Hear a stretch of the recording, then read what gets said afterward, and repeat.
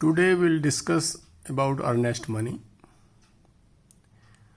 Earnest money, from various definitions,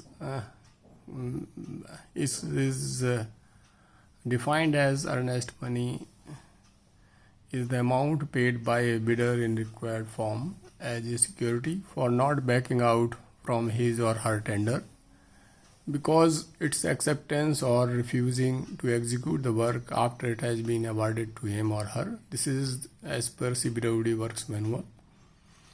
Earnest money is a deposit made by the promisor that represents his faith to abide by his promise. Earnest money is the deposit made by the applicant to show his seriousness and willing to demonstrate an earnest of good faith or completing the transaction. Earnest money is the money paid to confirm a contract. Earnest money is a monetary guarantee intended to dissuade bidders from withdrawing their bids before the end of bid validity period because they would otherwise forfeit the bid security amount to procuring entity. Based on all these definitions, we can finalize the definition, and I have finalized it as earnest money is a monetary guarantee paid by the bidder or tenderer intended to show his seriousness and willingness to demonstrate an earnest of good faith of completing his promise within prescribed period. Earnest money is also known by the terms like bid security or earnest payment. Normally, in case of works contract, it is known either earnest money or bid security. If you talk about amount, then generally it is 2% of the estimated cost of the work. In large projects, it may even be 1% of the estimated cost or less. In larger projects, there may be a cap of maximum amount, and that may be a fixed amount.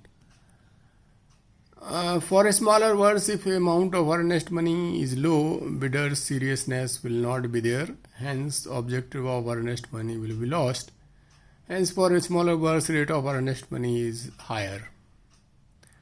For large works, amount of earnest money gets blocked for a longer period, and the contractor ultimately loads it in the contract.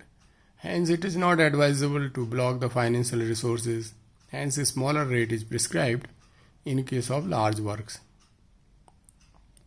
CPWD specifies 2% earnest money for the works costing rupees 10 crores and 20 lakhs plus 1% of the estimated cost for works costing above 10 crores, and this 1% is on amount above 10 crores.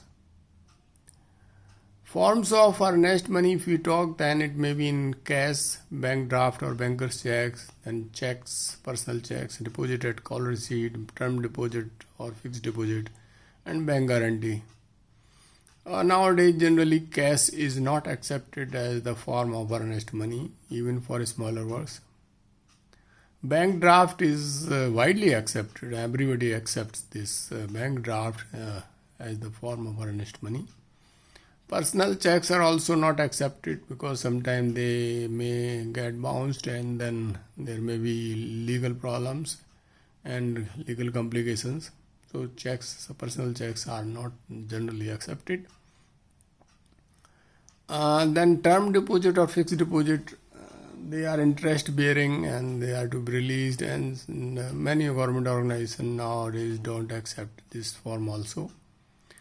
Bank guarantee normally is not accepted for smaller works, but for larger works it is accepted. But that should be in a prescribed form and from the banks as prescribed by the tender inviting authorities. Earnest money, in fact, has to be in the name of authority prescribed by tender inviting authorities, such as employer or engineer in charge, whatever has been mentioned in the bid document or tender document.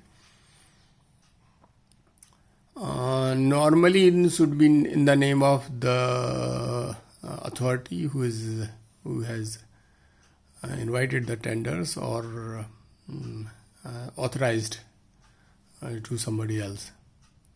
All instruments including bank guarantee must be valid, and that is important, and enforceable, and of required amount and having validity till required period. These instruments like bank guarantee or even bank draft or FDR, they should be got verified from the concerned bank, as there are a large number of cases where fake bank guarantees were submitted by some of the contractors or tenderers, even bank drafts. If we talk about the refund of earnest money, this should be done as early as possible. And we know in the government now, as per CBC guidelines, only lowest bid can be accepted. Therefore, earnest money of bidders other than the lowest bidder may be refunded on the same day when bids are opened, if feasible. A blockade of money is not in the interest of work or economy. Earnest money is only for earnestness of the tender, hence to be refunded once contract is formed. Contract, we know when the contract is formed, therefore accordingly this should be refunded. Few organizations refund it on getting performance guarantee, as we know that performance guarantee is received after the letter of acceptance, and that means tender that contract is already formed, so they refund it once they get performance guarantee. Few organizations get it adjusted against security deposit or performance guarantee, that is against other securities. Please remember, earnest money is not part of contract, hence not part of general conditions of contract. This is part of tender document, tender only or bid. Once contract is formed and agreement comes into force, purpose of earnest money gets completed. If we find out the treatment of earnest money under certain conditions, then in general, if a bidder withdraws or modifies the bid before acceptance but within validity period, he is liable for forfeiture of 50% of earnest money, provided such condition is available in bid document. If this 50% value has been modified to some other percentage, then that will be implemented. If a bidder withdraws or modifies the bid after acceptance of his bid but within validity period, he is liable for forfeiture of 100% earnest money. If you talk about the acceptance of bid or tender, then acceptance of bid or tender means when the employer or tender inviting authority or engineer in charge, whatever it is, makes written communication of acceptance to the bidder and puts into the post. That is important.